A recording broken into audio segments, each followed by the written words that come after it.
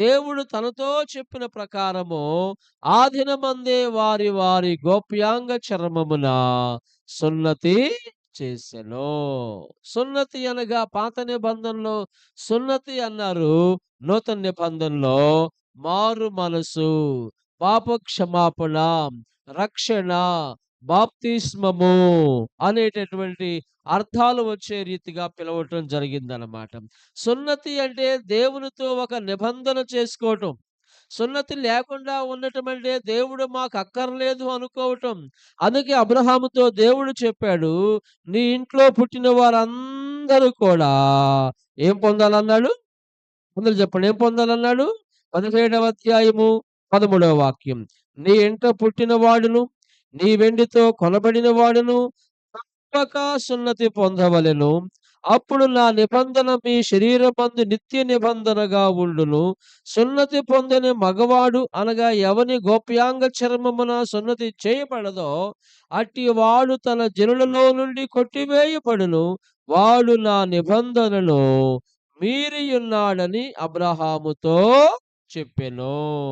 అంటే అబ్రహాముతో దేవుడు ఏం చెబుతూ ఉన్నాడంటే, అబ్రహాము, నీ ఇంటిలో పుట్టిన ప్రతి మగవాడు, వెండితో కొనబడిన వారు ఎవరైనా గాని వాళ్ళందరూ కూడా సున్నతి పొందాలి. ఏం పొందాలి? వారందరూ కూడా సున్నతి పొందాలి. ఎవరైతే సున్నతి పొందరో వారు నా నిబంధనను ఆ! మీరియున్నారు. నేను వారిని కొట్టివేసెదను అని చెప్తూ ఉన్నాడు.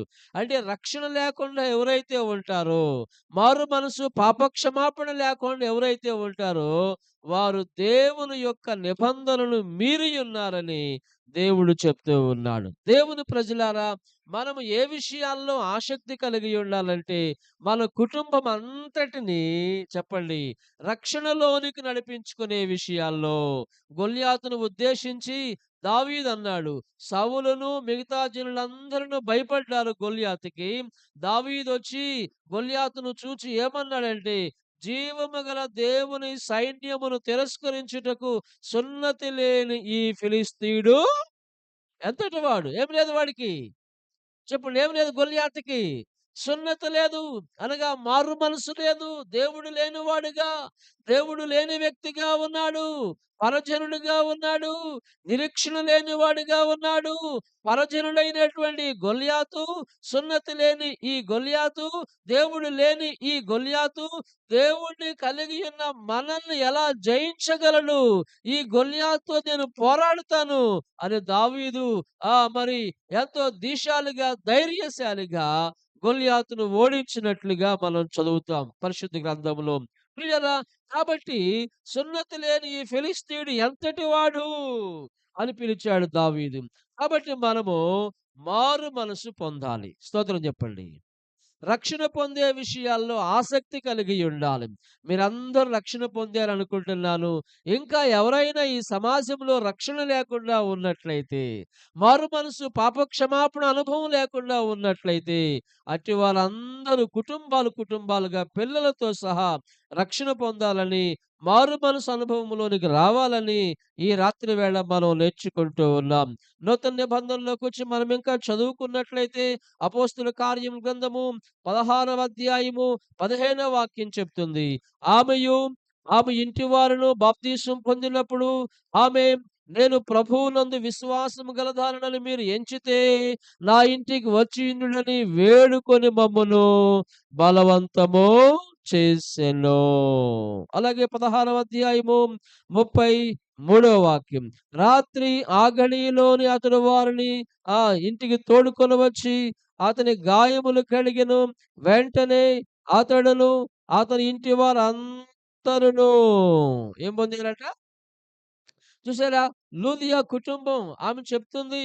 ఆమెయు ఆమె ఇంటి వారందరూ బాప్తీసం పొందినప్పుడు, మీ ఇంటి వారందరూ బాప్తీసం పొందారా అమ్మా బాబు? మీ ఇంటి వారందరూ రక్షణ అనుభవంలోకి వచ్చారా అమ్మా?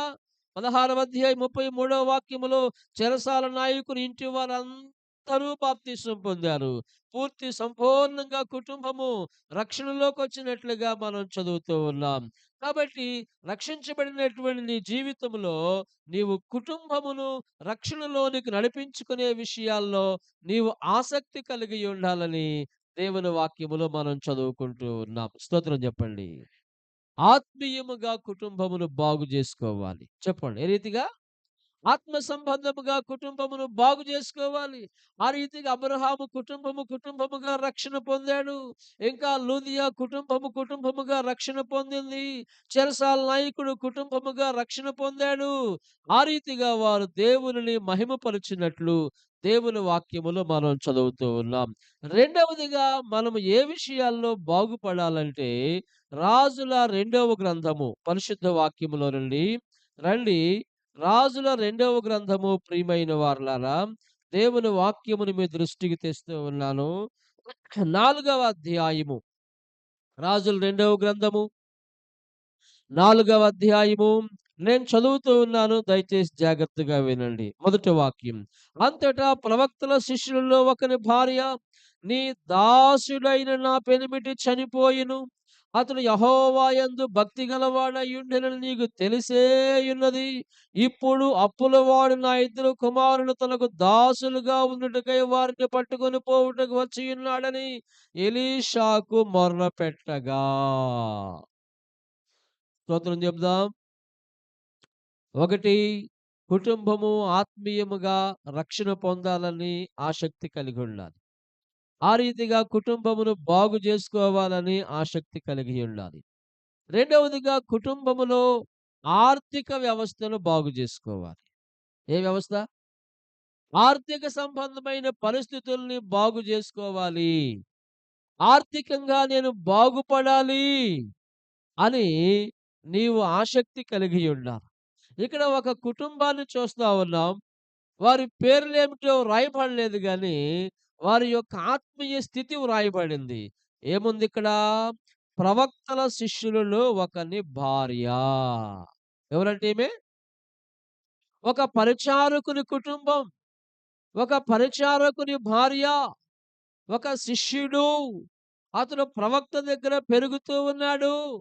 తదుపరి కాలములో ప్రవక్త తర్వాత ప్రవక్త పరిచర్య చేయటానికి ప్రవక్త ఉండగానే మరి ప్రవక్త దగ్గర తర్ఫీదు పొందుతూ నేర్చుకుంటూ ఉన్నాడు.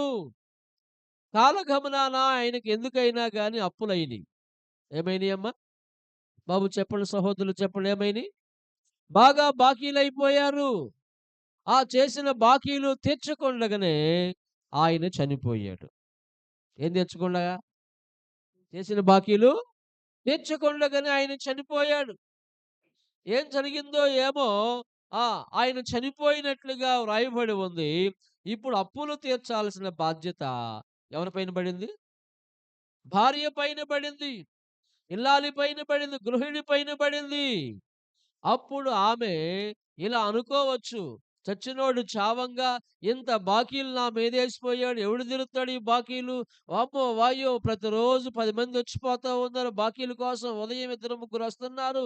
సాయంకాలం ఇంకా ఇద్దరు వస్తా ఉన్నారు. వీళ్ళకి సమాధానం చెప్పలేకపోతున్నాను నేను. వామ్మో! వాయ్యో! నా వలన కాదు అని చెప్పి ఆమె ఎస్కేప్ అయిపోలేదు. తన తాలూకు బంధువుల యొద్దకు గాని, భర్త తాలూకు బంధువుల యొద్దకు గాని ఆమె వెళ్ళే ప్రయత్నం చేయలేదు. ఆమె బాకీలతో ఉన్న, అప్పు భారముతో ఉన్న తన కుటుంబమును బాగు జేసుకోవాలని తీర్మానం జేసుకుంది. స్తోత్రం జెప్పండి. అప్పులతో ఉన్నటువంటి తన ఆర్థిక పరిస్థితులను, ఆర్థిక వ్యవస్థను బాగు చేసుకోవాలని ఒక నిర్ణయానికొచ్చింది.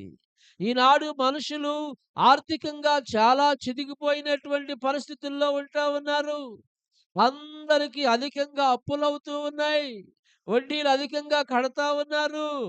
తీసుకునేవాళ్ళు వడ్డీలు తీసుకుంటున్నారు. వడ్డీలు కట్టేవాళ్ళు కడతా ఉన్నారు. కట్టేవాళ్ళున్నంత కాలం తీసుకునే వాళ్ళకి సంతోషంగా ఉండిద్ది. నువ్వు అసలైపోయిన వాళ్ళేమనరు. ఏమిత్తే చాలు. నెల నెల ఆ! నువ్వు అసలైపోయిన ఏం కాదులేయ్యా. ఇక నాకు అసలు నిదానంగా ఇద్దుకోనిలే. వడ్డీ వడ్డీ మాత్రం నెల నెల టయానికి ఒకరోజు కూడా గడవకుండా తెచ్చియి బాబు. ఎంత మంచి సలహా చెబుతారో. ఏంటి? కాబట్టి వడ్డీలు కట్టేవాళ్ళున్నంత కాలం వడ్డీలు తీసుకునేవాళ్ళకి ఎంత సంతోషమో, ఎంత ఉల్లాసమో అసల. ఈనాడు కూడా మనుషులు తెలివిగా వడ్డీలు కడతానికి అలవాటయ్యారు గానీ, అసలు తీర్చుకుందాం అనుకోవటం లేదు.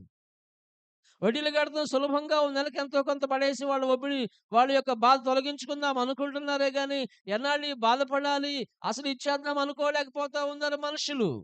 ఇక్కడ ఈ స్త్రీ ఆర్థిక వ్యవస్థను, తన కుటుంబములో ఏర్పడిన ఆర్థిక సంక్షోభమును, ఆర్థిక వ్యవస్థను బాగు చేసుకుంటానికి తీర్మానం చేసుకుందండి. స్తోత్రం చెప్పండి. అప్పుడు ఆమె దేవాలయంలోకొచ్చి దేవుని సేవకుడైనటువంటి ఎలీషా గారి దగ్గరకొచ్చి మొరపెట్టుకుంది. ఆ! అప్పులిచ్చిన వాడు అంటూ ఉన్నాడు, "అప్పు కడతావా? నీ ఇద్దరు పిల్లలను దాసులుగా తీసుకొని వెళ్ళమంటావా?" ఈ రోజుల్లో అప్పు కట్టపోతే బండ్లు, ఆటోలు తీసుకెళ్తా ఉన్నారు. ఆ పూర్వ రోజుల్లో ఏకంగా మనుషులనే తీసుకెళ్లారంట. దేనికోసం? అప్పు కోసం. ఆర్థిక మ చేసిన బాకీలు తీర్చలేదని. నేను నా ఇద్దరు పిల్లల్ని తీసుకెళ్ళడానికి ఆ స్త్రీ దేవునికి దాసుడైనటువంటి ఎలీషా దగ్గరికొచ్చి ఆయన చదువుతూ ఉన్నాం. అంటే ఆమె తన ఆహ్, మరి తన ఇంట్లో ఉన్న ఆ సంక్షోభమును తీర్చుకుంటానికి శరీర సంబంధమైన మార్గాన్ని ఎంచుకోలేదు. తనకున్న స్నేహితులు, బంధువుల యొద్దకు వెళ్ళలేదు. దేవునికి ప్రతినిధిగా, దేవునికి ముంగుర్తుగా, దేవునికి ఆ! మరి సంకేతముగా ఉన్నటువంటి దేవుని దాసుడైనటువంటి ఎలీషా గారి దగ్గరకొచ్చి మొరపెట్టుకుంటా ఉంది. స్తోత్రం చెప్పండి. అంటే ఆమె దేవుని పైన ఆధారపడింది. ఎవరి పైన? ప్రభువు పైన ఆమె ఆధారపడినట్లుగా చూస్తా ఉన్నాం. ఆమె మొర్ర పెట్టుకుంది. ఆమె వంకర మార్గాల్లో వెళ్ళలేదు. ఆమె మరి అక్రమమైన మార్గాల్లో వెళ్ళలేదు. ఆమె చీకటి మార్గాల్లో వెళ్ళలేదు తన సమస్యను పరిష్కరించుకుంటానికి. ఆమె దేవుని మార్గంలోకొచ్చింది. Praise the lord. అదే మొర్రపెట్టుకోవటం. అదే ప్రభువా నాకు సహాయం చేయండి. నా కుటుంబమును బాగు చేయండి. ఈ ఆర్థిక సంక్షోభము నుండి నా పిల్లల్ని కాపాడండి అని ఆమె మొర్రపెట్టుకుంది. దేవుని సేవకుడు ఒక మాట అడిగాడు. అమ్మా నీ దగ్గర ఏమి ఉన్నది? నీ ఇంటిలో ఏమి ఉన్నది? ఆమె చెప్పింది, "అయ్యా నా ఇంట్లో నూనె కుండ ఉన్నది. నూనె కుండ తప్ప మరేమీ లేదయ్యా" అని ఆమె చెప్పింది. ఆయన చెప్పాడు, "వెళ్లి ఖాళీ కుండలు తెచ్చుకో. మీ ఊర్లో దొరకగలిగిన ఖాళీ పాత్రలు తెచ్చుకో. నీవు నీ కుమారులు లోపల నుండి తలుపు మూసి ఆ కుండలో ఉన్న నూనె తెచ్చిన కుండల్లో పోయండి" అని చెప్పాడు. అక్కడ చక్కని మాట వ్రాయబడి ఉన్నది ప్రియులారా. చూడండి 4వ అధ్యాయము 5వ వాక్యం. ఆమె అతని యొద్ద నుండి పోయి తానును, కుమారుడును లోపల నుండి తలుపు మూసి కుమారులు తెచ్చిన పాత్రలలో నూనె పోసెను. స్తోత్రం చెప్పండి. హల్లెలూయా! పాత్రలన్నీ నిండిన తరువాత ఇంకా పాత్రలు తెమ్మని ఆమె తన కుమారునితో చెప్పగా వాడు మరేమీ లేవని చెప్పెను. అంతలో నూనె నిలిచిపోయెను. ముందు కుండలాగిపోయినయా? ముందు నూనె ఆగిపోయిందా? చెప్పండి. కొండలు ఎప్పుడైతే అయిపోయినాయో, నూనె కూడా అప్పుడే అయిపోయింది. అంటే దైవజనులు చెప్పినట్లు చేయటానికి ఆమె తీర్మానం చేసుకున్నట్లుగా, దైవజనుని మాటకు ఆమె విలువిచ్చినట్లుగా, దైవజనుని మాటను ఆమె గౌరవించినట్లుగా మనం ఇక్కడ చూస్తా ఉన్నాం. ఇక 7వ వాక్యం చదువుకున్నట్లయితే, ఆమె దైవజనుడైన అతని యొద్దకు వచ్చి సంగతి తెలియజెప్పగా అతడు, "నీవు పోయి ఆ నూనెను అమ్మి నీ అప్పు తీర్చి మిగిలిన దానితో నీవును నీ పిల్లలను బ్రతుకుడని చెప్పెను." స్తోత్రం చెప్పండి. ఎంత గొప్ప కార్యం. మొదటి వాక్యంలోనేమో నా పిల్లలను దాసులుగా తీసుకొని వెళ్ళటానికి వచ్చారని వేడుకుంది. ఏడో వాక్యంలోకొచ్చేలకి ఆమె జీవితములో, ఆమె కుటుంబములో సంపూర్ణమైన మార్పు జరిగినట్లుగా, ఆమె యొక్క ఆర్థిక వ్యవస్థలో బాగా మార్పొచ్చినట్లుగా, ఆమె యొక్క ఆర్థిక పరిస్థితి బాగుపడినట్లుగా మనం చూస్తా ఉన్నాం. ఏడో వాక్యంలో దైవజనుడు చెప్తున్నాడు. నూనెను అమ్మి అప్పు తెచ్చుకో. అప్పు తెచ్చుకోంగా నీకింకా మిగిలిన దానితో నీవును, నీ పిల్లలను బ్రతుకుడని చెప్పాను. ఎంత గొప్ప కార్యమండి దేవుని పైన ఆధారపడితే ప్రియులారా. సో, నేనేం చెబుతున్నానంటే, మన జీవితంలో మనము కుటుంబమును బాగు చేసుకోవాలి అనే ఆసక్తి కలిగి ఉండాలి. అదే చెప్పాడు పౌలు గారు. ఆసక్తి విషయములో ఏం కాబాకండి, మాంద్యులు కావద్దు. కష్టాలొస్తాయి, రోగాలొస్తాయి, బాధలొస్తాయి. వాటన్నిటి విషయాల్లో మీరు డీలా పడిపోవద్దు. అయ్యో! అమ్మో! అయ్యో! ఇంత కష్టం నేనెక్కడ భరించేది అని మీరు బెంబేలు చెందవద్దు. వాటన్నిటి విషయాల్లో మీ యొక్క కష్టాలు తీర్చుకోవాలని మీరు ఆసక్తి కలిగి ఉండండి. ప్రార్థన యందు పట్టుదల కలిగి ఉండండి. ప్రార్థనలో మీరు బలపడండి. ప్రభువులో మీరు ఎదగండి అని దేవుడు తన సేవకుల ద్వారా చెప్తూ ఉన్నాడు. ఆ నూనెను అమ్మి అప్పు తెచ్చుకో, మిగిలిన దానితో నీవును, నీ పిల్లలను బ్రతుకుడని ఆమెతో చెప్పాను. చూసారా దేవుని ప్రజలారా? దేవుని పైన ఆధారపడటం వల్ల, ప్రార్థనా జీవితమును కాపాడుకోవటం వల్ల, నూనె కొండ అంటే ప్రార్థనా జీవితం. దేవుని యొక్క ఆత్మ, దేవుని యొక్క అభిషేకం అంటే ఆమెకు ప్రార్థన తప్ప మరేమీ తెలీదు. అదే ప్రశ్న ఎలీషా మనల్ని అడిగితే, మా ఇంట్లో ప్రార్థన తప్ప అన్నీ ఉన్నయ్యయ్యా అని చెప్తాం. ఆమేం చెప్పింది? నాకు ప్రార్థన చేసుకోవటం తప్ప మరేమీ తెలీదయ్యా అని చెప్పింది. అదే ప్రశ్న మనల్ని అడిగితే ప్రార్థన తప్ప మాకన్నీ తెలుసయ్యా అని చెప్పగలం. ఈనాటి విశ్వాసులు, ఈనాటి దేవుని పిల్లలు ప్రార్థనకొస్తున్నారు గానీ ప్రార్థన చేయటంలా. బడికెళ్ళే వాళ్ళందరూ ఎలా చదవటం లేదో, పనికెళ్ళే వాళ్ళందరూ ఎలా పని చేయటం లేదో, ప్రార్థనకొచ్చిన వాళ్ళందరూ ఏం చేయట్లా? నిజమంటారా? కాదంటారా? ప్రార్థనకొచ్చినోళ్ళందరూ ప్రార్థన జేస్తే, అసలెప్పుడో మన సమస్యలు తీరిపోయాయి. ఎప్పుడో మన పరిస్థితులు మెరుగయ్యేవి. ప్రార్థనకొచ్చిన మనమందరము ప్రార్థన జేస్తే భారం గలిగి కన్నీళ్లతో ప్రభు పాదాల చెంత మొరపెట్టుకుంటే, ఎప్పుడో ప్రభు మనల్ని గట్టెక్కించేవాడు. ఈనాడు ప్రజలు ప్రార్థనకొస్తున్నారు గానీ, ఏం చేయట్లేదు? ప్రార్థన చేయటంలా. దేవుని ప్రజలారా, ఈ స్త్రీ ప్రార్థన చేసుకుంది. ఆమెకు భర్త లేడు. ఆమెకు భర్త చనిపోయాడు. అప్పుల సమస్య ఉంది. భర్త లేనని బాధపడుతూ ఉంటే ఇదొక సమస్య పెరిగింది. ఈ అప్పులున్నాయి అనుకుంటే అప్పులోడు ఇంటి మీదకొచ్చి గోల చేస్తా ఉన్నాడు. ఇప్పుడు ముందు నుయ్యి వెనక గొయ్యి అన్నట్లుగా ఆమె పరిస్థితి అయిపోయింది. ఆ సందర్భంలో, ఆ పరిస్థితుల్లో ఆమె ఎంచుకున్న మార్గం ఏమిటంటే ప్రార్థన. ఆమె ఆమె ఎంచుకున్న మార్గమేమిటంటే ప్రభువు పైన ఆధారపడటం. ఆ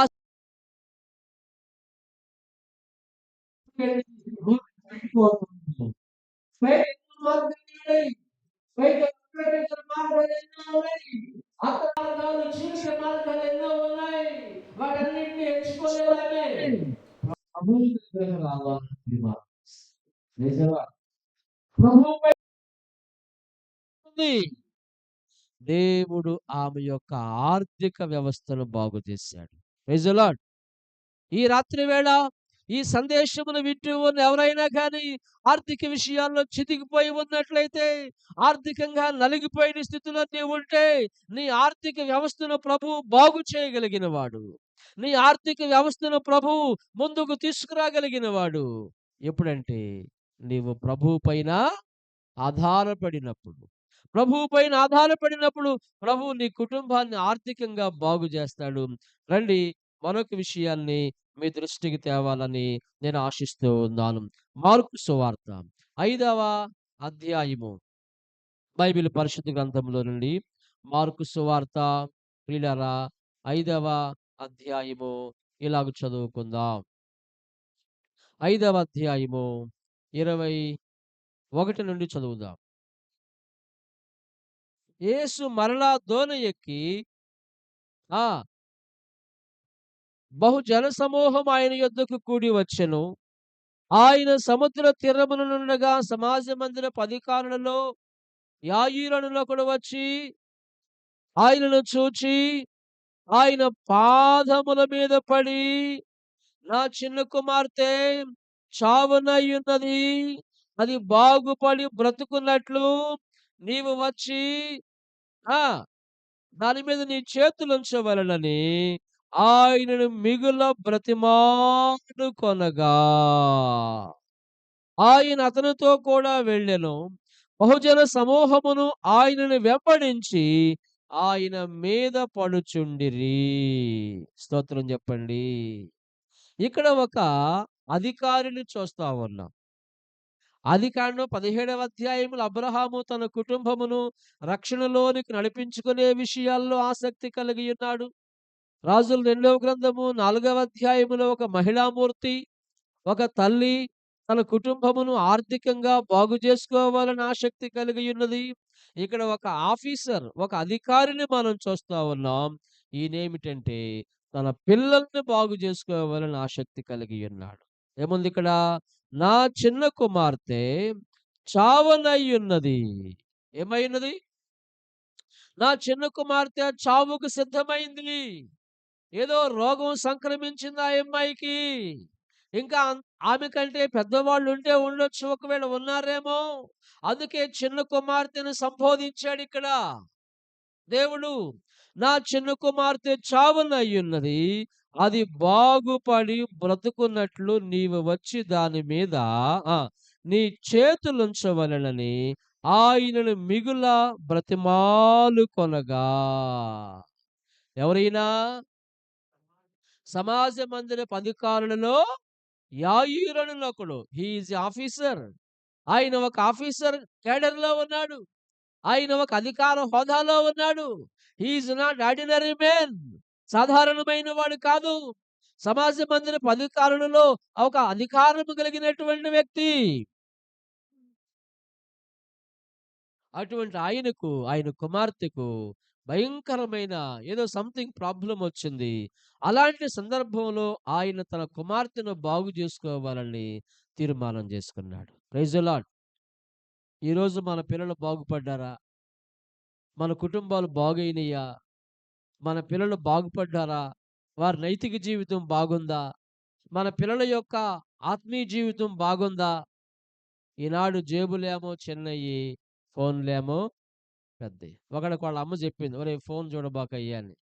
ఫోన్ చూడబాకరా అని చెప్పింది. వాడు వినలా. ఫోన్ చూస్తానే ఉన్నాడు.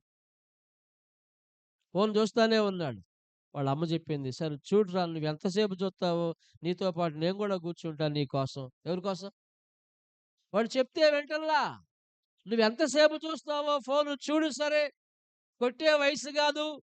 సుమారు 22 ఏండ్లొచ్చినియి వాడికి. 23 ఏళ్ల వయసొచ్చింది. తల్లికి తెలియకుండా, తండ్రికి తెలియకుండా ఫోన్‌లో ఆటలాడి, గేములాడి బోలెడంత అప్పులు చేశాడు యాపుల్లో తీసుకొని. అప్పులు తీర్చలేక సతమతమవుతూ ఉన్నాడు. కాలేజీకని చెప్పి మరి ఎక్కడెక్కడికో వెళతా ఉన్నాడు వాడు. ఇక తల్లి, తండ్రి చెప్పి, చెప్పి విసిగిపోయి, ఏడ్చి గగ్గోలు పెట్టి వాళ్ళు ఒకటే తీర్మానం చేసుకున్నారు. "నువ్వెంతసేపు చూస్తావో చూడు. నీతో పాటు మేము గూడా మేలుకొని ఉంటామయ్యా. ఫోను చూడబాకయ్యా" అని చెప్పి వాళ్ళమ్మ చెప్పినా గాని, వాడు అలాగే అర్ధరాత్రి వరకు ఫోను చూడటం మొదలుపెట్టాడు. ఫోను చూడటం మొదలుపెట్టాడు. ఆ తల్లి వాడు చూసినంత సేపు వాడి కోసం మేలుకొనుంటుంది. "కట్టేయరా, ఫోన్ ఆపేయరా, బాబు ఫోన్ ఆపేయ్యా." కొట్టే వయసు గాదు గదా! అట్టటా ఆమె వాడి కోసం నిద్రగాసి, వాడి కోసం త్యాగం జేసి, ఈవేళటి రోజున వాడిని బాగు చేసుకుంది. Praise the lord. ఆ పిల్లవాడిని పాడైపోయినటువంటి ఆ పిల్లవాడిని వయసొచ్చి పాడైపోయినటువంటి ఆ పిల్లను బాగు చేసుకుంటానికి ఆ తల్లి పడిన తపన ఎంతో అమోఘమైనది. ఈనాడు నేనేం జేసేదండి? నా మాట ఇంటలేదు. నేను జెప్తే వింటాడా? మరెవరు చెప్తే ఇంటాడు? నీ కొడుకు నువ్వు జెప్తే వినకపోతే మరెవరు చెప్తే ఇంటారు? పక్కనోళ్ళు చెప్తే ఇంటారా? ఏవండి? ఇప్పుడు నీ బిడ్డలు నువ్వు చెప్తే వినకపోతే ఇంకెవరు చెప్తే ఇంటారు? ఇప్పుడే వాడు నీ నీ మాట ఇంటలేదంటే రేపు ఇంకెలా వింటారు నీ మాట? కుటుంబమును, పిల్లలను బాగు జేసుకోవటం అంటే అది. వాడి నైతిక జీవితమును బాగు చేయాలి. యవ్వనస్తులు తప్పక తొట్టిల్లుదురని వాక్యం చెప్తుంది. యవ్వనస్తులు వాళ్ళు వయసులో ఉన్నారు. వాళ్ళు ఏదో ఒక శోధనలో, పాపంలో చిక్కుబడే అవకాశం ఉంది గనుక, పడిపోయినటువంటి శోధనలో పడిపోయినటువంటి నీ కుమార్తెను, లేదంటే రహస్య సంబంధాల్లో చిక్కుకున్నటువంటి నీ కుమారుణ్ణి బాగు జేసుకోవలసిన బాధ్యత నీదే. Praise the lord. ఎందుకంటే వాడే నీ ఆస్తి. ఎవరు? చెప్పండి మన ఆస్తి ఎవరు? ఇంకొకసారి చెప్పాలి. మన పిల్లలే మన యొక్క ఆస్తి. పిల్లలు లేని ఆస్తి, ఆస్తి దేని కొరకు? పిల్లలుండి ఆస్తి లేకపోయినా పర్వాలేదు గానీ, ఆస్తి ఉండి ఆ! వారసులు లేకపోతే సుఖం లేదు. ఆస్తి లేకపోయినా పర్వాలేదు. పిల్లలుంటే చాలనుకుంటాం. ఆస్తి ఉండి పిల్లలు లేకపోతే ఆ ఆస్తిని ఏం చేయాలి? ఐశ్వర్యం ఉండి పిల్లలు లేకపోతే ఆ ఐశ్వర్యమును ఏం చేయాలి? నీ ఆస్తి నీ పిల్లలు. స్తోత్రం చెప్పండి. ఇల్లు లేదు, బంగారం లేదు, ఐశ్వర్యం లేదు అనుకోవద్దు. బంగారం లాంటి పిల్లలున్నారు నీకు. Praise the lord. వాళ్ళని బాగు జేసుకో. ఏం జేసుకోవాలి? వాళ్ళని బాగు జేసుకో. నీకు నీ కూతుర్ని బాగు జేసుకో. నీ కుమారుడిని బాగు జేసుకో. వాడే రేపు నీకక్కరకొస్తాడు. ఆ పిల్లే రేపు నీకక్కరకొచ్చిద్ది. ఇక్కడ యాయీరు తన కుమార్తెను బాగు చేసుకునే పనిలో ఉన్నాడు. చావ సిద్ధమైపోయిన కుమార్తె. ఏదో ప్రారంభ స్టేజ్‌లో లేదు ఆ అమ్మాయి. ఆ ఆరోగ్య పరిస్థితి. ఆ అమ్మాయి యొక్క మరి ఆరోగ్య పరిస్థితి చాలా దయనీయంగా ఉంది. చావ సిద్ధమయ్యున్నది. చావుకు సిద్ధమైపోయినటువంటి ఆ అమ్మాయి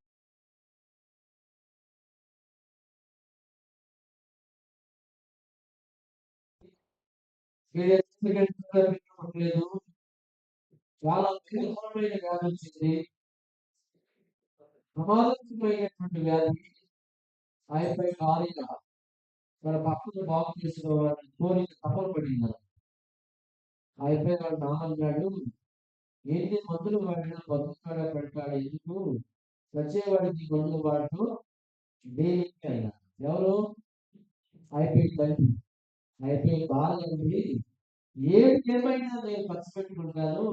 నా ఒంటి మీద బంగారం అమ్మి నా భర్తకు వైద్యం చేపించుకుంటానని చెప్పి, ఆ అబ్బాయి ఒంటి మీద ఉన్న బంగారం అంతా అమ్మి భర్తకు వైద్యం చేపించుకొని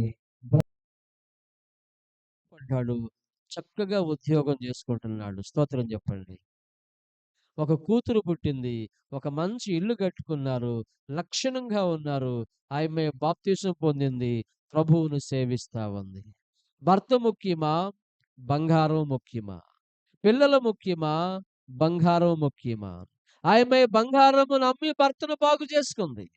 ఆమె బంగారమును కాదనుకుని భర్తకు వైద్యం చేపించింది.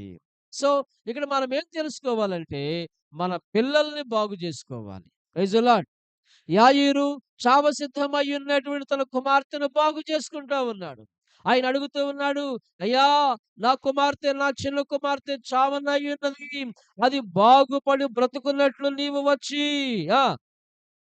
దాని మీద నీ చేతులుంచవలెనని ఆయనను మిగుల బ్రతిమాలుకొనగా. మిగులు బ్రతిమాలుకోవటం అంటే? మిగులు బ్రతిమాలుకోవటం అంటే? అంటే బ్రతిమాలుకొనవలసిన దానికంటే అధికముగా బ్రతిమాలుకోవటం. ఎవరైనా? ఒక అధికారి, ఆఫీసర్ హోదాలో ఉన్న వ్యక్తి. నేను ఒక ఆఫీసర్‌ని గదా! నేను ఒక అధికారిని గదా! నేనెందుకు ఇంతగా బ్రతిమాలుకోవాలి? పైగా నేను పురుషుడిని గదా! నాకు అహం అడ్డొచ్చింది గదా! ఆయన తన అహాన్ని పక్కన పెట్టి, పురుష పౌరుషాన్ని విడిచిపెట్టి, యేసయ్య పాదముల మీద పడి, ఆయన బ్రతిమాలుకుంటూ ఉన్నట్లుగా దేవుని వాక్యములో వ్రాయబడి ఉందండి. చదవండి ఆ మాట మరియొకసారి. నా చిన్న కుమార్తె ఆహ్, దానికంటే పై వాక్యం.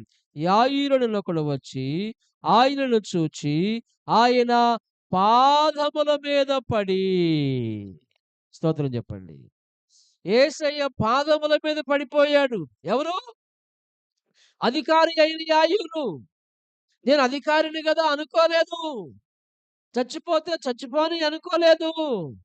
ఎవరో ఒక పిల్లోడిని అడాప్ట్ చేసుకుందామని భావించుకోలేదు. చావ సిద్ధమైన తన కుమార్తెను బాగు చేసుకోవాలని ఆయన కలిగి ఉన్న ఆసక్తి ఎంత గొప్పది. ఈనాడు మన పిల్లలు సెల్ ఫోన్‌లకి అలవాటయ్యారు. టీవీలకి అలవాటయ్యారు. పాపానికి అలవాటయ్యారు. రహస్య సంబంధాలకు అలవాటయ్యారు. ఇష్టానుసారమైన జీవితానికి అలవాటయ్యారు. నా ఇష్టం అనటానికి అలవాటయిపోయారు. ఎక్కడికెళ్తున్నావురా? ఏం చేస్తున్నావురా? అంటే నా ఇష్టం అనడానికి అలవాటయిపోయారు. అలాంటి వాడిని బాగు జేసుకోవాల్సిన బాధ్యత ఎవరిది? చెప్పండి ఎవరిది? తల్లిదండ్రులది. అదే ఇందాక దైవజనులు చదివించింది. నీ పసిపిల్లల ప్రాణము కొరకు ఆ! నీ చేతులను ఆయన తట్టు ఎత్తుము. మన పిల్లల ప్రాణము కొరకు, వారి భవిష్యత్తు కొరకు, వారి యొక్క ఆ! మంచి జీవితము కొరకు నీ చేతులను ఆయన తట్టు ఎత్తుము అని దేవుడక్కడ వ్రాయించాడు. యాయీరు బ్రతిమాలుకున్నాడు ప్రియులారా. ఏం జరిగింది పరిశుద్ధ వాక్యంలో? మార్కు సువార్త 5వ అధ్యాయము 41వ వాక్యం. ఆ చిన్నదాన్ని చేయి పట్టి తలెత్తి కుమి అని ఆమెతో చెప్పెను. ఆ మాటకు చిన్నదానా లెమ్మని నీతో చెప్పుచున్నానని అర్థము. వెంటనే ఆ చిన్నది లేచి నడవసాగెను. ఆమె 12 సంవత్సరముల ప్రాయము గలది. వెంటనే వారు బహుగా విస్మయమొందిరి. చూసారా? ఆ తండ్రి బాగు చేసుకోవాలని ఆరాటం కలిగి ఉన్నాడు. పాడైపోయిన తన కుమార్తె యొక్క ఆరోగ్యమును, చితికిపోయిన తన కుమార్తె యొక్క మరి పరిస్థితిని బాగు చేసుకోవాలని ఆరాటమును కలిగి ఉన్నాడు. నీ కుమారుడు పాడైపోయాడని నీకు అర్థమైంది. నీ కుమార్తె నీ మాట వింటలేదని నీకు అర్థమైంది. వాడు పాడైపోయాడని చెప్పి నీకు అర్థమైంది. పాడైపోయిన నీ పిల్లల్ని, నీ మాట వినకుండా తిరుగుతూ ఉన్న నీ పిల్లల్ని బాగు చేసుకోవాలనే ఆసక్తి నీవు కలిగి ఉండాలి. యాయీరు అదే చేసాడిక్కడ. చావ సిద్ధమైన తన కుమార్తెను ఆ! ఏం చేసాడాయన? బాగు చేసుకున్నాడు. బ్రతికించుకున్నాడు. ఎందుకంటే ఆయన ఆస్తి ఆయమ్మాయే. అలాగే మన ఆస్తి ఎవరంటే మన సంతానం. వారు ఆడపిల్లలైనా, వారు మగ సంతానమైనా, వారు మన యొక్క ఆస్తి అయ్యున్నారు. వారు మన యొక్క ఐశ్వర్యం అయ్యున్నారు. యాయీరు ఆ రీతిగా తన కుటుంబమును బాగు చేసుకున్నట్లుగా మనం చూస్తా ఉన్నాం. దేవుని ప్రజలారా, ఆ విషయాల్లో మనము ఆసక్తిని కలిగి ఉండాలని దేవుని వాక్యం సెలవిస్తా ఉంది. ఆ రీతిగా మనం రండి మరి యొక్క విషయాన్ని మీ దృష్టికి తేవాలని నేను జ్ఞాపకం చేస్తూ ఉన్నాను. బైబిల్ పరిశుద్ధ గ్రంథంలో నుండి 51వ కీర్తన చదువుదాం. 51వ కీర్తనలో ఇలాగూ రాయబడి ఉంటుంది. దేవుని వాక్యమును చదువుదాం. 51వ కీర్తన మొదటి వాక్యం. దేవా నీ కృప చొప్పున నన్ను కరుణింపుము. నీ వాత్సల్య బాహుళ్యము చొప్పున నా అతిక్రమములను తుడిచివేయుము. నా దోషము పోవునట్లు నన్ను బాగుగా కడుగుము. నా పాపం పోవునట్లు నన్ను పవిత్రపరచుము. నా అతిక్రమములు నాకు తెలిసే ఉన్నవి. నా పాపం ఎల్లప్పుడూ నా ఎదుటనున్నది. చాలమ్మా. ఈ కీర్తన ఎవరు రాశారో, ఏ సందర్భంలో రాయబడిందో ఇక్కడ చాలా కూలంకుషంగా ప్రభువు రాపించాడు. దావీదు బత్షెబా యొద్దకు వెళ్ళిన తర్వాత నాతానను ప్రవక్త అతని యొద్దకు వచ్చినప్పుడు అతడు రచించిన కీర్తన. దావీదు ఒక అన్యుడు కాదు. దావీదు ఒక నూతన విశ్వాసి కాదు. దావీదు ఒక రక్షణ లేని వ్యక్తి కాదు. దావీదు రక్షించబడినవాడు, సున్నతి అనుభవం కలిగినవాడు, దేవుణ్ణి గొప్పగా ఆరాధించేవాడు, ఒక విశ్వాసి అయినటువంటి వ్యక్తి. కాలగమనాన పరిస్థితులు ఏవైనా గాని ఆయన పాపంలో పడిపోయాడు. దేంట్లో పడిపోయాడు? పాపంలో పడిపోయాడు. ఈయనిక్కడ ఆత్మీయ జీవితమును బాగు చేసుకుంటున్నాడు. పడిపోయిన తన యొక్క ఆత్మీయ పరిస్థితులను బాగు చేసుకుంటా ఉన్నాడు. ఆత్మీయ జీవితమును బాగు చేసుకుంటూ ఉన్నాడు. నేనేం చేసేది అని చెప్పి సమర్థించుకోలేదు గానీ, ఆయన పాపం చేసినప్పుడు పాపం ఏదైనా గాని, చిన్నదైనా, పెద్దదైనా పాపం పాపమే. చిన్న పామునైనా పెద్ద కర్రతో కొట్టాలన్న చందముగా, చిన్నదైనా పాపం, పెద్దదైనా పాపమే గదా ప్రియులారా! ఆయన పాపంలో పడిపోయినప్పుడు, తన పాపం తనకు అర్థమైంది. నేను పాపం చేశాను. నేను పాపంలో పడిపోయాను. అయ్యో! దేవునికి అవిధేయుడినైపోయాను. దేవునికి దూరస్తుడినైపోయాను. దేవునికి శత్రువునైపోయాను నేను. దేవునికి విరోధినైపోయాను నేను అని ఆయనకు అర్థమైపోయి, ఆయన ఎంతో పశ్చాత్తాపంతో తన ఆత్మీయ జీవితమును, తన యొక్క పరిశుద్ధ జీవితమును ఆయన బాగు చేసుకుంటా ఉన్నాడు. Praise the lord. హల్లెలూయా! నీవు నీ ఆత్మీయ జీవితమును బాగు చేసుకోవాలి అమ్మా బాబు. నీ ప్రార్థనా జీవితమును బాగు చేసుకోవాలి. నీ విశ్వాస జీవితమును నువ్వు బాగు చేసుకోవాలని దేవుని వాక్యం సెలవిస్తూ ఉంది. పడిపోయినటువంటి జీవితంలో తిరిగి లేవనెత్తబడాలి. ఎక్కడ ప్రార్థనా జీవితంలో పడిపోయావా? విశ్వాస జీవితంలో వెనకబడిపోయావా? ఆసక్తి విషయాల్లో వెనకబడిపోయావా? ఆసక్తి విషయాల్లో మందముగా ఉన్నావా? ప్రారంభ దినాలలో ఉన్న ఆసక్తిని కోల్పోయావా? ప్రారంభ దినాలలో ఉన్నటువంటి విశ్వాసమును కోల్పోయావా? ప్రారంభ దినాలలో ఉన్నటువంటి ప్రార్థనా జీవితమును కోల్పోయావా? ప్రారంభ దినాలలో ఉన్న పరిశుద్ధ జీవితమును కోల్పోయావా? తిరిగి ప్రభువా, నాకు ఆ మొదటి ప్రార్థనా జీవితమును, నాకు ఆ మొదటి ఆసక్తిని, నాకు ఆ మొదటి ప్రేమను, నాకు ఆ మొదటి విశ్వాసమును, ఆ మొదటి విధేయతను నాకు దయచేయి ప్రభువా అని చెప్పి దేవుని దగ్గర మనము వేడుకోవాలి. ఎఫెసీ సంఘముతో చెప్పాడు దేవుడు. ఓ ఎఫెసీయులారా, మీ ప్రేమ, మీ కష్టము, మీ సహనము నాకు తెలుసు. నా కొరకు మీరు ఎంతగానో ప్రయాసపడ్డారు. అయినా నేను మీ మీద తప్పు ఒకటి మోపవలసి ఉన్నది. ఏంటది? చెప్పండి. ఏంటా తప్పు? నీవు నీకుండిన మొదటి ప్రేమను వదిలితివి. ఏ ప్రేమ? మొదటి ప్రేమను వదిలితివి. మొదటి దినాలలో ఎంతో ప్రేమ, ప్రార్థనన్నా, దేవుని మందిరమన్నా, దేవుని సేవకులన్నా మొదటి దినాలలో ఎంతో ప్రేమ. భార్యాభర్తల మధ్య మొదట్లో ఎంత ప్రేమ ఉండిద్ది? చెప్పండి. ఎంతో వల్లమాలిన ప్రేమ. పెళ్ళైనటువంటి 5 ఏళ్లకి, 4 ఏళ్లకి ఆ ప్రేమ ఏమైపోయిద్ది? కరిగిపోయిద్దనమాట. మొదటి దినాల్లో ఉన్న ప్రేమ లేదు. మొదటి దినాలలో ఉన్న గౌరవం లేదు. ఎవరంటే? భార్యాభర్తల పట్ల ఇద్దరికీ. భార్యకి కూడా గౌరవం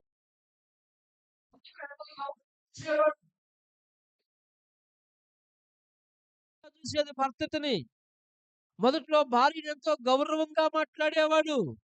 45 ఏళ్ళు గడిచినాక చిరాకులు, పరాకులు, నిన్ను జూస్తుంటే చెవుల పాములు బారేడినట్టుంటుంది. మరెవరిని జూస్తే బాగుండిద్ది ఈయనకి? ఎవరిని జూస్తేనే అట్టుంది. మరెవరిని జూస్తే బాగుండిద్ది? అంటే మొదటి ప్రేమ ఏమైంది? పోయింది. మొదటి ప్రేమ తగ్గిపోయింది. ఆ విషయం దేవుడు చెప్పిన ఎఫెసీ సంఘముతో. ఆ!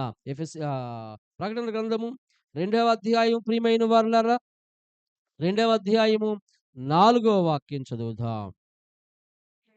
ఆ! వదిలితివని తప్పు ఒకటి మోపవలసియున్నది. ఎఫెసీ సంఘం ప్రారంభములో ఎలాగుంది? రెండో వాక్యం. నీ క్రియలు, నీ కష్టమును, నీ సహనమును నేనెరుగుదును.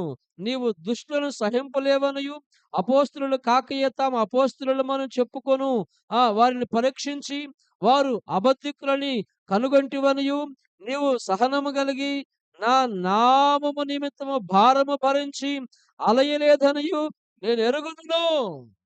ఇది ఎఫెసీ సంఘానికున్న ఆధిక్యతలు, క్వాలిటీస్ ఇవి, యోగ్యతలు ఇవి. దేవుడు అయినను ఆ!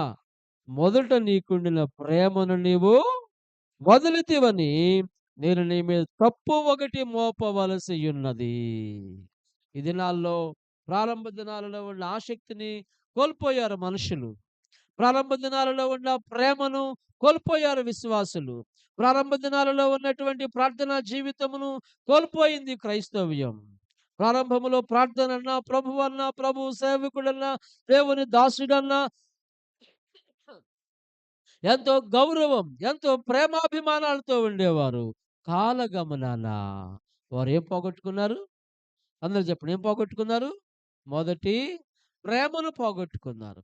మొదటి ఆసక్తిని పోగొట్టుకున్నారు. మొదటి విశ్వాసాన్ని పోగొట్టుకున్నారు. మొదటి ప్రార్థనా జీవితాన్ని పోగొట్టుకున్నారు. దేవుని ప్రజలారా, దావీదు పోగొట్టుకున్నటువంటి ఆ పరిశుద్ధ జీవితము నిమిత్తమై, దావీదు పోగొట్టుకున్నటువంటి మొదటి విశ్వాసము నిమిత్తమై ఆయన ప్రభువు దగ్గర అంగలార్చాడండి. ప్రభువా, నాకు సహాయం చేయండి, నాకు సహాయం చేయండి. ఆ రక్షణ ఆనందము నాకు మరలా రండి 51వ కీర్తనలోకొద్దాం. ఆ రక్షణ ఆనందమును నాకు మరలా దయచేయి ప్రభువా అని చెప్పి 11వ వాక్యం. నీ సన్నిధిలో నుండి నన్ను త్రోసివేయకము, నీ పరిశుద్ధాత్మను నా యొద్ద నుండి తీసివేయకము. నీ రక్షణ ఆనందము నాకు మరలా. ఏ ఆనందం? అందరూ చెప్పండి. ఏ ఆనందం? రక్షణ ఆనందం. ప్రారంభ దినాల్లో ఎంతో ఆనందం. ఒక అమ్మాయి బాప్తీసం పొందింది. బాప్తీసం పొందిన ప్రారంభ దినాల్లో ఆ అమ్మాయికి ఒక 2, 3 వారాలు గడిచిన లేదా ఒక నెల గడిచినాక వాళ్ళ బంధువుల యొద్ద నుండి ఒక ఫోనొచ్చింది. శనివారం రాత్రి గాని, ఆదివారం తెల్లవారుజామున గాని. ఏమనంటే, "మీ బంధువుల్లో మీకు అత్యంత ముఖ్యమైన వాళ్ళు చనిపోయారు. అర్జెంట్‌గా నువ్వు రావాలి" అని ఫోనొచ్చింది. తెల్లారితే ఆదివారం ఆరాధన. ఇప్పుడేం చేయాలి ఆ అమ్మాయి? చనిపోయారు. ముఖ్యమైన వ్యక్తులు. ఏం చేయాలి? ఆ అమ్మాయి ఏం చేసిందంటే, ఆదివారం ఆరాధనకొచ్చి, ఆరాధన చూసుకొని, ఆరాధన అయిపోయిన తర్వాత చనిపోయిన వాళ్ళ బంధువుల యొద్దకు పరామర్శించటానికి వెళ్ళింది. స్తోత్రం చెప్పండి. ఇది ప్రారంభ దినాల్లో ఉన్న ఆసక్తి. దేవుని పట్ల, ప్రభువు పట్ల. ఇప్పుడు అదే అమ్మాయి రక్షణ పొంది 10 ఏళ్ళు అవుతా ఉంది. ఇప్పుడు చిన్న కారణానికి కూడా ప్రార్థన మానేస్తుంది. చుట్టాలొచ్చినా ప్రార్థన మానేసింది. ఆ రోజు ఏదైనా ప్రయాణం పెట్టుకున్నా, పిల్లలొచ్చినా, పిల్లలు వెళ్తున్నా ఆ! ప్రార్థన మానేసిద్ది. చిన్న చిన్న అల్పమైన కారణాలకు ప్రార్థన మానుకుంటుంది. అంటే ప్రారంభ దినాల్లో ఉన్న ఆసక్తి ఏమైంది? ప్రారంభ దినాల్లో శవం అక్కడ ఉన్నా గాని, మరి దేవునికి మొదటి స్థానం ఇచ్చింది.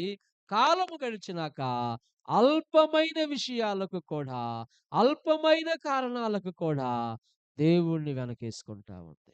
దేవుని ప్రజలారా, దావీదు చెప్తూ ఉన్నాడు, "నీ రక్షణ ఆనందమును నాకు మరలా పుట్టించుము. నీ సన్నిధిలో నుండి నన్ను త్రోసివేయకుము" అని దావీదు తన ఆత్మీయ జీవితమును, ప్రార్థనా జీవితమును, విశ్వాస జీవితమును, పరిశుద్ధ జీవితమును ఆయన తిరిగి దేవుని యొద్ద నుండి పొందుకోవాలని పశ్చాత్తాపంతో ఒక పసిపిల్లవాడు గనక అమ్మ కొంగుబట్టుకొని ఎలా ఏడుస్తాడో, ఆ రీతిగా ప్రభువు పాదాల చెంత దావీదు వాలిపోయి ఆయన ఏడుస్తూ ఉన్నట్లుగా దేవుని యొక్క వాక్యములో మనము చదువుతూ ఉన్నాము. దేవుని ప్రజలారా, దేవుని వాక్యం చెబుతుంది 51వ కీర్తన 16వ చరణం. నీవు బలిని కోరువాడవు కావు. కోరిన యెడల నేను అర్పించుదును. దహన బలి నీకు ఇష్టమైనది కాదు. విరిగిన మనస్సే దేవునికిష్టమైన బలులు. దేవా! విరిగి నలిగిన హృదయమును నీవు అలక్ష్యము చేయవు. ఏ హృదయమును? అనగా పశ్చాత్తాపంతో ఎవరైతే ప్రభువు దగ్గరికొస్తారో, ఎవరైతే పశ్చాత్తాపంతో ప్రభు పాదాల మీద వాలిపోతారో, వారిని ఆయన అలక్ష్యము చేయడు అని వాక్యం చెప్తుంది. దావీదు పాపం చేసినప్పుడు తన పాపం తనకు అర్థమైంది. అయ్యో! నేను పాపం చేశాను, తప్పు చేశాను నేను, పొరపాటులో పడిపోయాను నేను అని ప్రవక్త ద్వారా హెచ్చరించబడ్డాడు. దేవుని సేవకుని ద్వారా హెచ్చరించబడ్డాడు. దేవుని సేవకుడు హెచ్చరించినప్పుడు కఠినపరుచుకోకుండా, ఆయన గర్వించకుండా, దేవుని సేవకుడి మీద తిరుగుబాటు చేయకుండా తన పాపమును ఒప్పుకున్నాడు. దేవుడు దావీదుని ఎలా చేశాడో తెలుసా ప్రియులారా? దావీదు నా హృదయానుసారుడు, నా ఇష్టానుసారుడు, నా ఉద్దేశములన్నయూ నెరవేర్చువాడు అని దేవుడు దావీదుని గురించి చెప్పాడు. దావీదు గోత్రములో నుండి, యూదా గోత్రములో నుండి ప్రియులారా, రక్షకుడైనటువంటి యేసు ప్రభువారు జనించటానికి దేవుడు వాడుకున్నాడు దావీదుని ఆ రీతిగా. కారణం ఏమిటంటే ఆయన పాడైపోయిన తన ఆత్మీయ జీవితమును, పాడైపోయిన తన ప్రార్థనా జీవితమును బాగు చేసుకునే విషయాల్లో ఆయన ఆసక్తి కలిగి ఉన్నాడు. దేవుడు దావీదుని ఆ రీతిగా దీవించాడు. కాబట్టి ప్రియమైన వారలారా, మన ఆత్మీయ జీవితమును బాగు చేసుకోవాలి. రండి, రమాపత్రిక 12వ అధ్యాయం మనం చదువుకున్న మూల వాక్యములోకి తిరిగొద్దాం. 11వ వాక్యం. ఆసక్తి విషయములో మీరు మాంద్యులు కాక, ఆత్మయందు తీవ్రత గలవారై. ఆత్మలో ఏం కలిగి ఉండాలి? ఆత్మయందు తీవ్రత గలవారై. తీవ్రత అంటే లోపల వేడి, ఉష్ణము లోపల వేడి లోపల ఉన్నప్పుడు అది స్థిరంగా ఉండదు. అది వేడి లోపల ఉన్నప్పుడు ఒక మనిషి మరి స్థిరంగా ఉండలేడు. ఉదాహరణకు అన్నం కొండ మీద పొంగొచ్చేటప్పుడు మూత ఎలా ఉంటుంది? పైకి, పైకి, పైకి, పైకి తుకతుక, తుకతుక, తుకతుకలాడుతా ఉంది ఆ మూత. అంటే లోపల ఏముంది? వేడి, ఉష్ణముంది, ఆవిరుందనమాట. లోపల ఆవిరుంటేనే ఆ మూత పైకి, పైకి, పైకి, పైకి, పైకి, పైకి లెగుస్తూ ఉన్నప్పుడు, నీలో ఆత్మ సంబంధమైన తీవ్రత అనే వేడి, ఆ ఉష్ణము ఉండాలని వాక్యం చెప్తుంది. ఆ తీవ్రత గలవారై ఆగండి, ఆగండి, ఆగండి. ఏం గలవారై? తీవ్రత అంటే ఉష్ణము, వేడి కలిగిన వారై. ఆత్మలో తీవ్రత కలిగిన వారు సమయాన్ని చూసుకోరు. ఆత్మలో తీవ్రత కలిగిన వారు ప్రభువు పాదాల చెంత గడిపే విషయాల్లో ఎంతో చురుకుగా ఉంటారు. వారు సమయాన్ని చూసుకోరు. వారు రోజులను చూసుకోరు. దేవుని యొక్క ప్రత్యక్షత దొరికే వరకు వారు ప్రార్థన చేస్తానే ఉంటారు. స్తోత్రం చెప్పండి. ఎందుకు? ఎందుకు లోపలేముంది? తీవ్రత. ఆత్మలో తీవ్రత. ఆత్మయందు తీవ్రత కలిగిన వారై. ఆ విధమైనటువంటి తీవ్రత మనలో ఉన్నప్పుడు, మనం అబ్రహాము వలె కుటుంబాన్ని కాపాడుకుంటాం. ప్రవక్తల శిష్యుల్లో ఒకని భార్య వలె మన యొక్క ఆర్థిక పరిస్థితులను బాగు చేసుకుంటాం. అలాగే యాయీరు వలె మన పిల్లలను బాగు చేసుకుంటాం. అలాగే దావీదు వలె మన ఆత్మీయ జీవితమును బాగు చేసుకుంటాం. ఎందుకు వారికి లేవా సమస్యలు? వారికి లేవా రోగాలు? వారికి లేవా కష్టాలు? మరి వారు ఎట్లా బాగుపడ్డారు? ఎలా వారు బాగు చేసుకున్నారంటే, బాగుపడాలనేటటువంటి తీవ్రత వారు తమ హృదయంలో కలిగున్నారు. చెప్పండి, చెప్పండి ఏం గావాలి?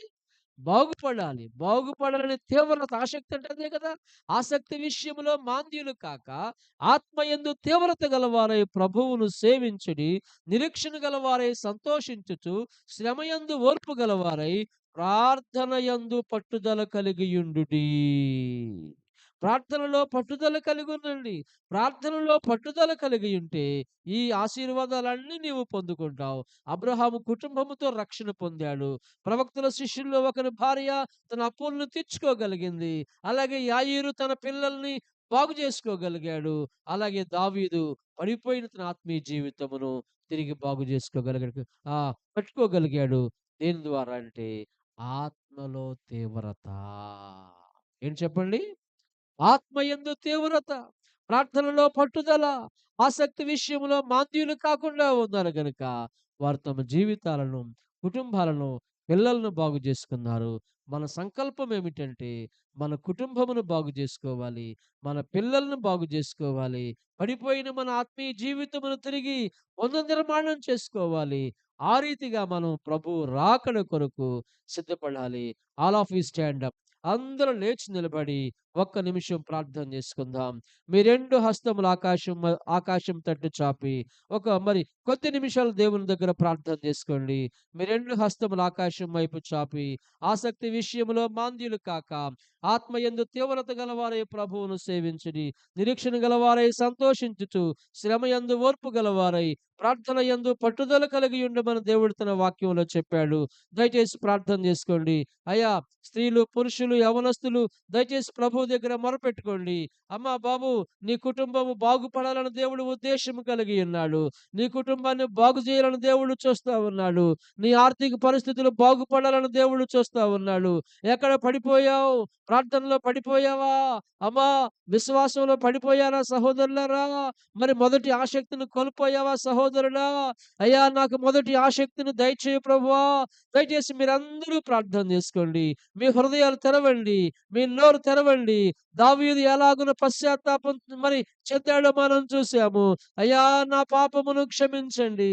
నీ రక్షణ ఆనందమును నాకు మరలా పుట్టించమని ప్రార్థన చేశాడు. నీ మొదటి విశ్వాసం నాకు దయచేయమని అడిగాడు. మొదటి ప్రేమ నాకు దయచేయమని అడిగాడు. మొదటి పరిశుద్ధ జీవితం నాకు ఇవ్వమని అడిగాడు. అమ్మా బాబు, ఎక్కడ పడిపోయావు నీవు సహోదరుడా? ఓ సహోదరి, దయచేసి ప్రార్థన చేసుకో. నోరు తెరిచి ప్రభువుని అడుగు. నీ పిల్లలను బాగు చేసుకోవాలని ఆసక్తి కలిగి ఉండు. పాడైపోయిన నీ కుమారుల పట్ల, నీ మాట వినకుండా తిరుగుతున్న నీ కుమార్తెను బాగు చేసుకోవాలని నీవు ఆసక్తి కలిగి ఉండాలి. యాయీరు తన కుమార్తెను బాగు చేసుకున్నాడు కదా! చావ సిద్ధమైపోయిన తన కుమార్తె. ఆమె చావుకు సిద్ధమైంది. చావుకు దగ్గర పడింది ఆ అమ్మాయి. అయినా ఆ అమ్మాయిని బాగు చేసుకున్నాడు యాయీరు. యాయీరు తపన ఎంత గొప్పది! యాయీరు యొక్క ఆసక్తి ఎంత గొప్పది! యాయీరు యొక్క పట్టుదల ఎంత గొప్పది! అమ్మా బాబు, నీ పిల్లల్ని బాగు చేసుకోవాలి. నా మాట వింటలేదు. నేనేం చేయగలను? నేను చెప్తే వింటారా? అని చెప్పటం, చేతులు తిరగేయటం సులభం. దాని కొరకు ప్రభువు దగ్గర మొరపెట్టు. నువ్వు చెప్తే వినరని నీకర్థమైంది గదా! నువ్వు చెప్తే వినరని నీకర్థమైంది. నువ్వు ప్రభువుతో చెప్పు. ప్రభువు వాళ్ళకి చెప్తాడు. నువ్వు ప్రభువుతో చెప్తే ప్రభువు వారితో చెప్తాడు. నువ్వు ప్రభువుతో చెప్పు. ప్రభువా, నా పిల్లల్ని జ్ఞాపకం చేసుకోండయ్యా. ప్రభువా, నా కుమారుడిని మార్చండయ్యా. ప్రభువా, నా కుమార్తెను మార్చండయ్యా. దయచేసి మొరపెట్టుకోండి. Please crying. Please crying. పక్కనోళ్ళ వైపు చూడొద్దు. Try to tears. కన్నీళ్లతో ప్రయత్నించండి. అమ్మా, బాబు, సహోదరులారా, కన్నీళ్లతో ప్రయత్నించండి. కన్నీటితో ప్రయత్నించండి. కన్నీటితో కానిదేమీ లేదు. కన్నీటితో సాధ్యము కానిదంటూ ఏమీ లేదు. కన్నీటితో ప్రతిదీ సాధ్యమవుతుంది. ఆ రీతిగా దావీదు కన్నీళ్లు కార్చాడు. యాయీరు యేసయ్య పాదాల మీద పడి మిగులుగా బ్రతిమాలుకున్నాడు. అయ్యా, నా బిడ్డను బాగు చేయండయ్యా. అయ్యా, నా కుమార్తెను బాగు చేయండి ప్రభువా. అయ్యా, నా కుమారుడిని బాగు చేయి ప్రభువా. అయ్యా, నా కుమారుడి కుటుంబమును బాగు చేయి ప్రభువా. అయ్యా, నా కుమార్తె కుటుంబమును బాగు చేయి ప్రభువా. నా బిడ్డల కుటుంబాలను సరిదిద్దండి నాయనా. నా బిడ్డల కుటుంబాలను సరిచేయండి ప్రభువా. అయ్యా, సహాయం చేయండి. ప్రభువా, మీరు సహాయం చేయండి అయ్యా. పరిశుద్ధుడైన తండ్రి, మీరు జ్ఞాపకం చేసుకోండి అయ్యా. ఆసక్తి విషయంలో మాంద్యులు కాకూడదమ్మా. బాబు, సహోదరులారా, ఆత్మలో తీవ్రత తగ్గకుండా చూసుకోవాలి. ఆత్మయందు తీవ్రత గలవారై మీరు ఆత్మలో తీవ్రత కలిగి ఉండాలి. నిరీక్షణ గలవారై సంతోషించుచు, శ్రమయందు ఓర్పు కలిగి, ప్రార్థనలో పట్టుదల కలిగి ఉండాలి. అమ్మా, ఈ 3 దినాల కోటాలో నీవు నూతనపరచబడాలి. సహోదరుడా, ఈ 3 దినాల కోటాల్లో నీ కుటుంబమును బాగు చేసుకోవాలి. ఈ 3 దినాల కోటాల్లో నీ పిల్లల్ని బాగు చేసుకోవాలి. నీ ఆర్థిక పరిస్థితులు బాగుపడాలి. నీ ఆత్మీయ జీవితం బాగుపడాలి. నీ ప్రార్థనా జీవితం బాగుపడాలి. దయచేసి ప్రార్థన చేసుకోండి. ప్రభువుని అడగండి. ప్రభువుని అడగండి. Try to tears. కన్నీటితో ప్రయత్నించండి. Asking to God. ప్రభువుని అడుగుదాం. అడిగితే ప్రభు ఇస్తానని చెప్పాడు. దయచేసి ప్రార్థన చేసుకోండి. ప్రభువుని అడగండి. ప్రభువు మీకు సహాయం చేస్తాడు. మీరు ప్రార్థన చేసుకుంటానికి మీకు ఇవ్వబడిన అవకాశం ఇది. This is your time. ఇది మీ అద్భుత సమయం. ఇది మీ అద్భుత సమయం. మీ జీవితంలో ప్రభు అద్భుతం చేసే సమయం ఇది. ప్రభు అద్భుతం చేస్తాడు. ప్రభువుని అడగండి. ప్రభువా, నా కుటుంబమును మార్చండి నాయనా. నా పిల్లల్ని బాగు చేయండయ్యా. నా ఆర్థిక పరిస్థితులను బాగు చేయండయ్యా. నా ఆత్మీయ జీవితమును బాగు చేయండయ్యా. నా ప్రార్థనా జీవితమును బాగు చేయండయ్యా. నా విశ్వాస జీవితమును బాగు చేయండయ్యా. నా పరిశుద్ధ జీవితమును బాగు చేయండయ్యా. మీ రాకడ కొరకు నన్ను సిద్ధపరచండి ప్రభువా. ఓ ప్రభువా, మీ రాకడ కొరకు నన్ను సిద్ధపరచండయ్యా. యాహ్! అందరూ ప్రార్థన చేసుకోండి. ఎవరు మౌనంగా ఉండొద్దు. దేవదేవుడు ఇంత స్పష్టంగా మనతో మాట్లాడుతుండగా మనల్ని మనంగా స్వపరీక్ష చేసుకుని, అవునయ్యా. ప్రభువా, నేనెంత నిర్లక్ష్యంగా ఉన్నాను. నాలో తీవ్రత లేదయ్యా. రకరకాలైన అనవసరమైన వాటి మీద నాకు ఆసక్తి ఉంది గాని, ప్రభువా, అవసరమైన విషయాలు నాకు ఆసక్తి లేకుండా పోయిందయ్యా. తండ్రి, ఈ రోజు నువ్వు నాతో మాట్లాడావు ప్రభువా. తండ్రి, నాకు ఆ గొప్ప ఆసక్తి దయచేయి నాయనా. రక్షణ విషయంలో నిర్లక్ష్యంగా ఉన్నారేమో ప్రభువా. నా కుటుంబం రక్షణ విషయంలో నిర్లక్ష్యంగా ఉన్నానేమో ప్రభువా. అయ్యా, అబ్రహాము వారందరిని పట్టుకుని వచ్చాడయ్యా. దేవా, నాకు అలాంటి ఆసక్తి దయచేయి. నాకు అలాంటి ఆసక్తి దయచేయి. ప్రతి ఒక్కరు దేవునికి మొరపెట్టండి. దేవునికి మొరపెట్టండి. ఈరోజు మన ప్రార్థన వినాలని ఆయన ఆశపడుతున్నాడు. మన ప్రార్థనకి జవాబు ఇవ్వాలని ఆశపడుతున్నాడు. ఆయన నీ ఆసక్తిని చూస్తున్నాడు. మన ఆసక్తిని ఆయన పరిశీలిస్తున్నాడు. ప్రభా సహాయం దయచేయి. దేవా ఆరోగ్య విషయంలో సహాయం ఇచ్చేయి. ఎన్నో సార్లు బలహీనతలో పడున్నాం ప్రభా. అయ్యా నువ్వు స్వస్థనిచ్చే దేవుడు నాయన. ఆధ్యాత్మిక ఆరోగ్య విషయంలో సహాయం దయచేయి. దావీదుకు నా శక్తి నాకు దయచేయి నాయనా. దావీదులో నా శక్తి నాకు అనుగ్రహించు ప్రభా. దేవుని దగ్గర ప్రార్థించండి. ప్రతి ఒక్కరు ప్రార్థించండి. ప్రార్థించండి. సహాయం చేయడానికి ఇష్టపడుతున్నాడు. కేక వేయాలి. కేక వేద్దాం. ఆయన దాటి వెళ్ళిపోయే దేవుడు కాదు. ఆయన సమీపంగా ఉన్న దేవుడు. ఆయన జవాబు ఇవ్వడానికి సిద్ధంగా ఉన్నాడు. ఇంత వాక్యం వినబడిన తర్వాత కూడా మౌనంగా కూర్చుంటే ఇంకా ప్రభు నీ జీవితంలో ఏం చేయగలడు? సమస్యలతో సతమతమైపోతున్నాం.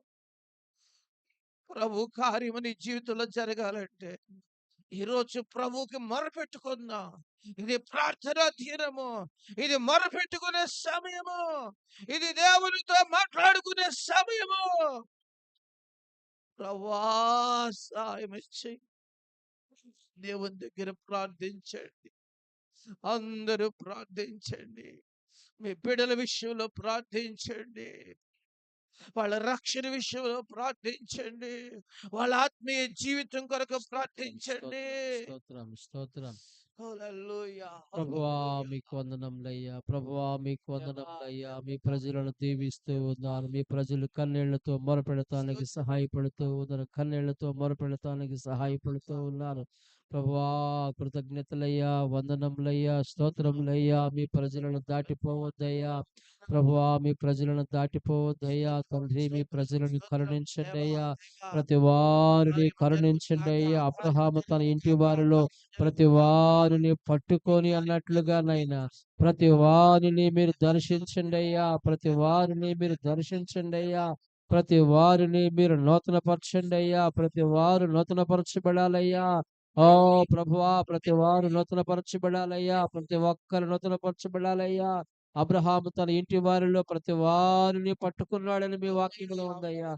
అలా మీరు ప్రతి వారిని పట్టుకోండి అయ్యా. ప్రతి వారిని దర్శించండి అయ్యా. ప్రతి వారిని పట్టుకోండి అయ్యా. ప్రతి వారిని మీరు నూతనపరచండి అయ్యా. ప్రతి ఒక్కరిని నూతనపరచండి అయ్యా. దేవా ప్రజలు కన్నీళ్లతో మొరపెడుతూ ఉన్నారు. కన్నీళ్లతో మీ పాదాల చెంత అయ్యా ప్రజలు మొరపెడుతూ ఉన్నారు. ప్రభువా వారి కన్నీటిని చూడండి నాయనా. ఓ ప్రభువా మీరు సహాయం చేయండి. పరిశుద్ధుడైన తండ్రి స్తోత్రం. మీ ప్రజలను దీవించండి. పరిశుద్ధుడైన తండ్రి మీ ప్రజలను దీవించండి. ఆత్మ సంబంధమైన దీవెనలోనికి నడిపించండి. ఆత్మ సంబంధమైన ఓ ప్రభువా దీవెనలోనికి నడిపించండి. ప్రభువా రక్షించండి, కాపాడండి. నాయనా విశ్వాసములో బలపరచండి. ప్రార్థనలో బలపరచండి. పరిశుద్ధ జీవితములో బలపరచండి. మొదటి ప్రేమను కలిగి ఉండే విషయాల్లో బలపరచండి అయ్యా. మీరు సహాయం చేయండి. మొదటి ఆసక్తిని మీ బిడ్డలకు దయచేయండి. ప్రభువా మీరు కరుణించండి, జ్ఞాపకం చేసుకోండి, సహాయం చేయండి అయ్యా. మీరు కృప చూపండి నాయనా, కృప చూపండి అయ్యా, సహాయం చేయండి అయ్యా. మొర్రపెట్టు వారందరిలో కృప చూపుటకు ఐశ్వర్యవంతుడని మీ వాక్యములో సెలవిచ్చారయ్యా. యూదుడని గ్రీసు దేశస్థుడని భేదము లేదు.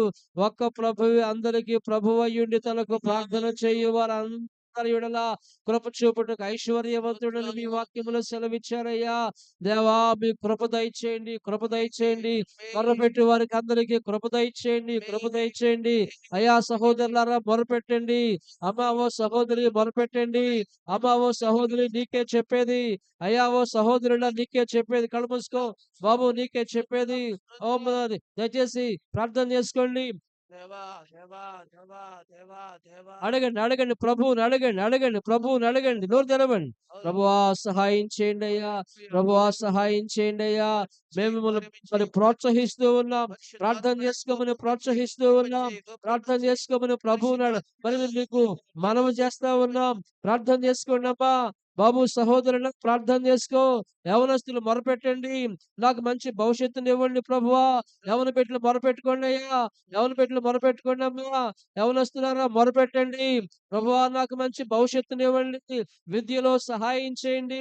ఉద్యోగంలో సహాయం చేయండి. కుటుంబ జీవితంలో సహాయం చేయండి, రక్షణలో బలపరచండి అని యవనస్తులు మొరపెట్టుకోండి.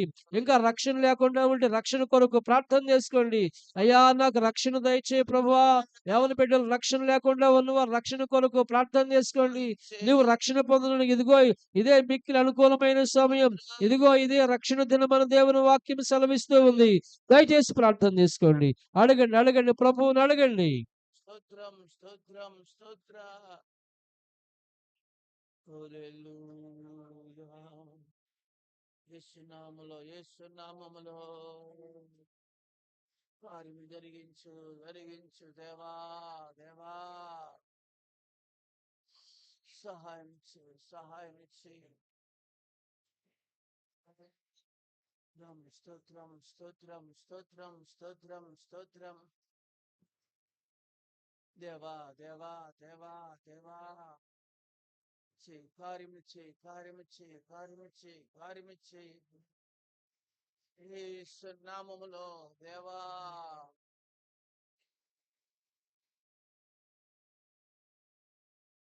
దేవా కార్యము చేయి. స్తోత్ర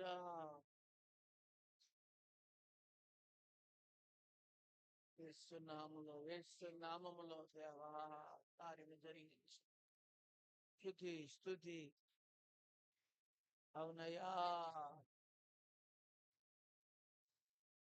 దేవా.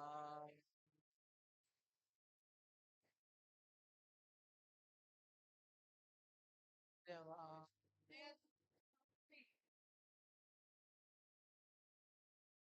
దేవా. ప్రభువా ప్రభువా. తండ్రి నీవే.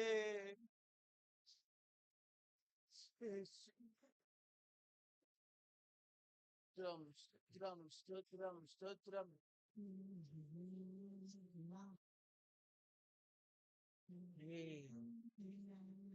దేవా దేవా దేవా.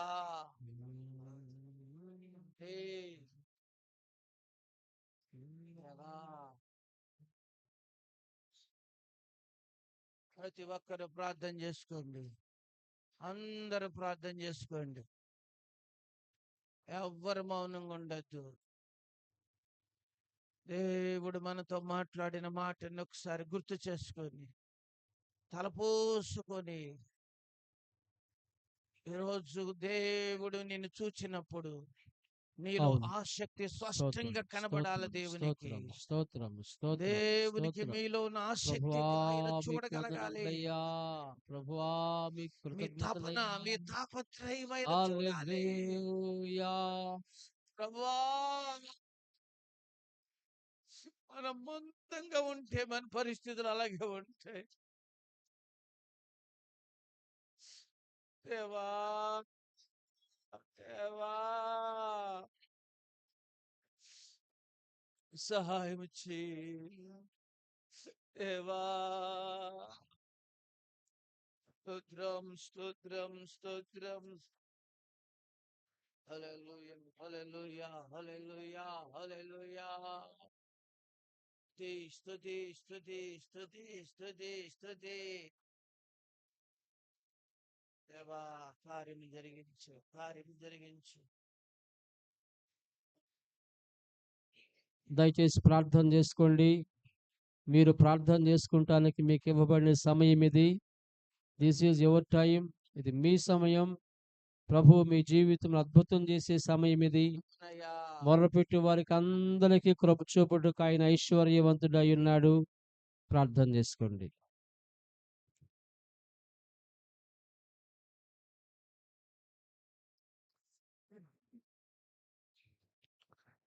రాతి గుండెలను మాంసముగా మార్చును దీన ప్రార్థనా.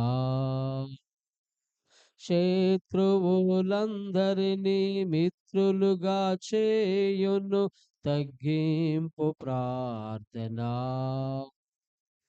రాతి గుండెలను మాంసముగా మార్చును దీన ప్రార్థనా. శత్రువులందరినీ మిత్రులుగా చేయును తగ్గింపు ప్రార్థన. అన్నిటికీ పరిష్కారము నీ కన్నీటి ప్రార్థనే. అన్నిటికీ పరిష్కారము నీ కన్నీటి ప్రార్థనే. ఈ ప్రార్థనే బలమైనది, విజయముతో మనలను నడిపించేది. మరువకు సోదరా, విడువకు సోదరి, యేసుతో మాట్లాడే ఈ అనుభవము.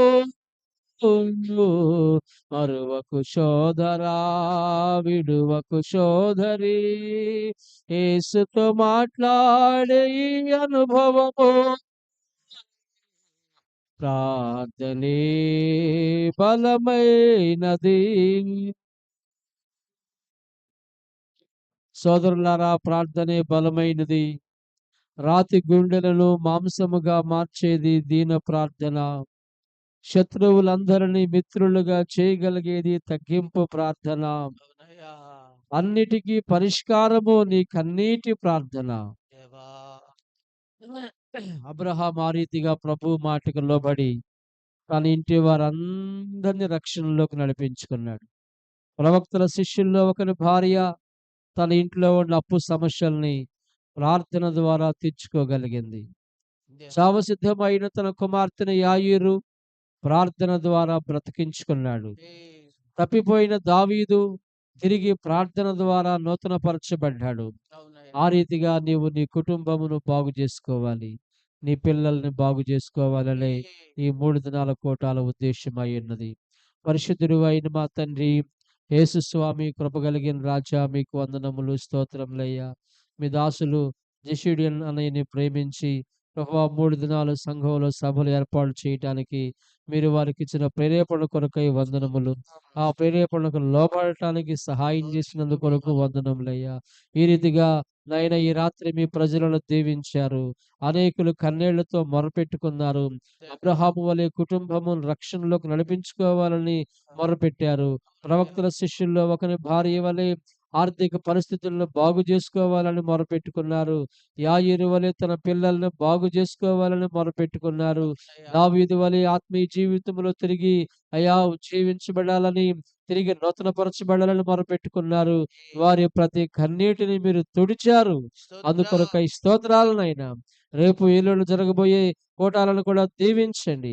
మీ నామ మహిమ కొరకు అయా, మీ సంఘ క్షేమము కొరకు ఈ అయ్యా ఈ కుడికిలు జరిగించమని అడుగుచూ ఉన్నాను. మీరే బలపరచండి, సహాయం చేయండి. యేసుక్రీస్తు పరిశుద్ధమైన నామమును బట్టి కృతజ్ఞతలు అర్పించి వేడుకొనుచు ప్రార్థించుచూ ఉన్నాను మా పరమ తండ్రి. ఆమేన్. ఆమేన్. దయచేసి కూర్చుందాం.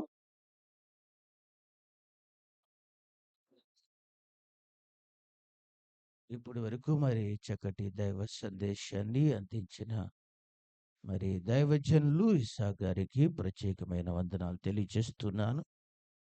మరి చక్కటి దైవ సందేశం మరి మీ అందరూ విన్నారు కదా.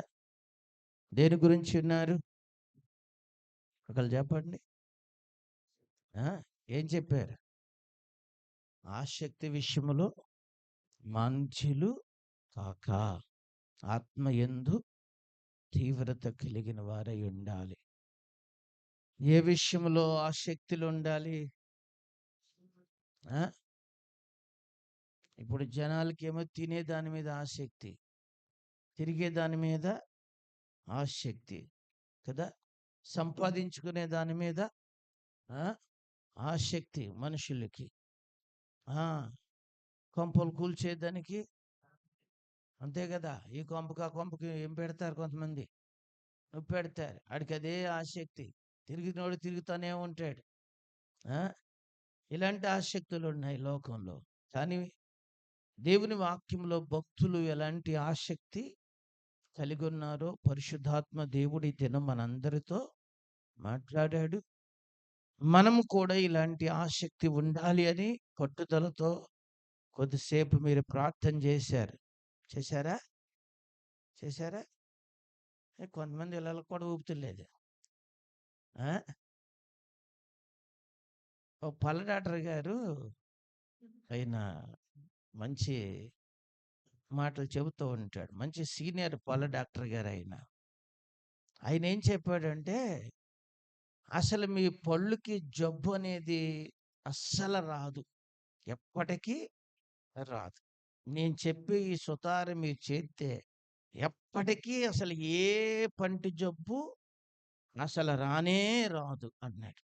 ఏంటి ఆయన చెప్పిన సూత్రం అంటే, పొద్దున్న ఒకసారి, రాత్రి పడుకునేటప్పుడు ఒకసారి 2 సార్లు పళ్ళు క్లీన్ చేసి పడుకుంటే చెప్పండి అసలేమి రాదంట.